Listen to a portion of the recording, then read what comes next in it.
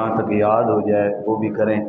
سورۃ الاخلاص میں اللہ نے اپنی توحید کو بیان کیا، انتہائی اس کا کرم، اتنے بڑے مضمون کو اللہ نے چھوٹی سی صورت میں بیان کر کے ہمارے اوپر احسان کیا۔ یہ قرآن مجید کا معجزہ ہے کہ اللہ رب العزت کی توحید قرآن مجید کا تیسرا حصہ اس پر مشتمل ہے، جس میں اوامر ہیں، نواہی ہیں۔ اللہ رب العزت نے اپنی عبادت کو حکم دیا ہے اور دیگر کی عبادات سے دور رہنے کا حکم دیا ہے، اپنی ذات و صفات کو بیان کیا ہے۔ تو اس میں اللہ نے اس سارے کی تفصیل بیان کیا ہے۔ کوئی خلاصہ، تھوڑے لفظوں میں خلاصہ ہوتا ہے، لیکن رب کے کلام کا یہ نظارہ ہے، الفاظ تھوڑے ہیں، چھوٹی صورت ہے، خلاصہ نہیں بلکہ تفصیل ہے۔ فرمایا کہ کہہ دیجئے، یعنی اے محبوب آپ کہیں گے تو پھر کام بنے گا، آپ کے کہنے سے جو مانے گا وہی موحد ہوگا، وہ فوق الادراک ہے اور ایک ہے، یعنی وہ وحدہ لا شریک ہے۔ اللہ الصمد بے نیاز ہے، لم یلد، اس سے کوئی پیدا نہیں ہوا۔ یہ جملہ آج اس سے کوئی پانچواں رکن ہے توحید کا، اس سے کوئی پیدا نہیں ہوا، یعنی اس سے کوئی پیدا نہیں ہوا۔ یہ سمجھایا کہ کچھ لوگ عیسیٰ علیہ السلام کو اللہ کا بیٹا کہہ دیتے ہیں، کچھ عزیر علیہ السلام کو کہہ دیتے ہیں، کچھ فرشتوں کے بارے کہتے ہیں استغفر اللہ، یہ اللہ کی بیٹیاں ہیں۔ اللہ تبارک و تعالیٰ نے جنہوں نے عیسیٰ علیہ السلام کے بارے میں کہا، اللہ نے فرمایا میں نے تو آدم کو بغیر ماں باپ کے پیدا کیا ہے، تو اس کو کیوں نہیں کہتے ہو؟ عیسیٰ علیہ السلام کا تو صرف باپ نہیں ہے، جبکہ آدم علیہ السلام تو نہ ان کا ماں نہ ان کا باپ، تو اگر اس کا خدا استغفر اللہ باپ نہیں ہے تو پھر عیسیٰ علیہ السلام کا تو بدرجہ اتم نہیں ہے، اس کی شان ہی نہیں ہے۔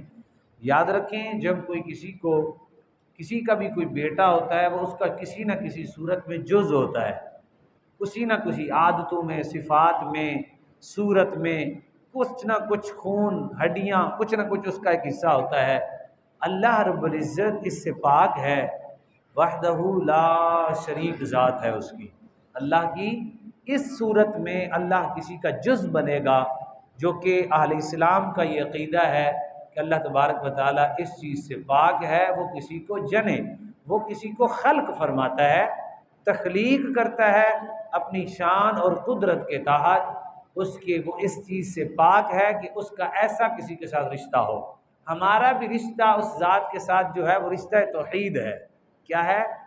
رشتہ توحید ہے، رشتہ بندگی ہے، کہ ہم عابد ہیں وہ ہمارا معبود ہے، ہم ساجد ہیں وہ ہمارا مسجود ہے، ہم اسے رکوع کرتے ہیں اسی ذات کو، ہم اس کی تسبیح کرتے ہیں، وہ اس رشتے میں ہے۔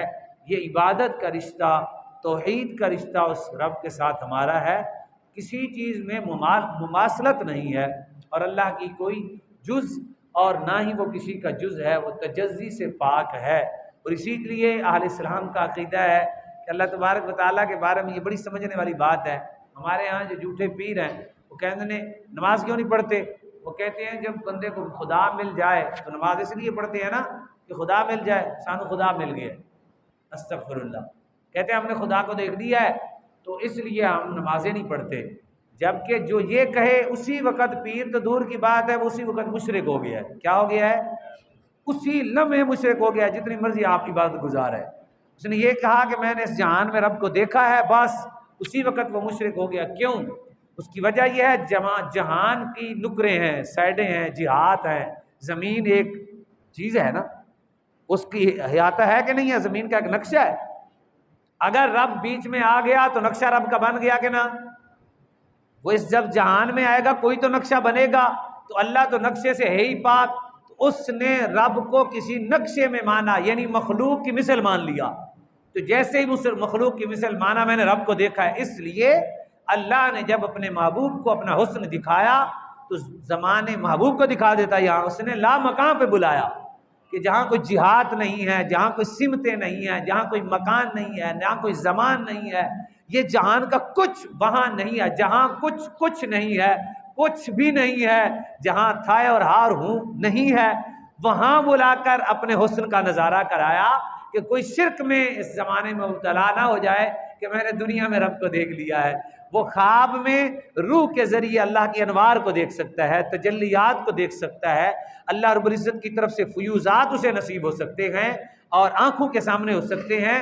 لیکن کیسا عقیدہ ہے ہمارا خوبصورت، جو رسول اللہ نے کوہ صفا پر پڑھایا، آج تک وہی ہمارے پاس عقیدہ توحید ہے کہ رب تعالی اس چیز میں بھی وحدانیت ہے کہ آپ کو جو چیز نظر آتی ہے وہ خدا نہیں ہے، جو نظر آتی ہے، جو نظر نہیں آتا وہی تو خدا ہے، جو سمجھ آتی ہے وہ خدا نہیں ہے، جو سمجھ نہیں آتا وہی خدا ہے۔ تو پھر کیسے مانیں گے؟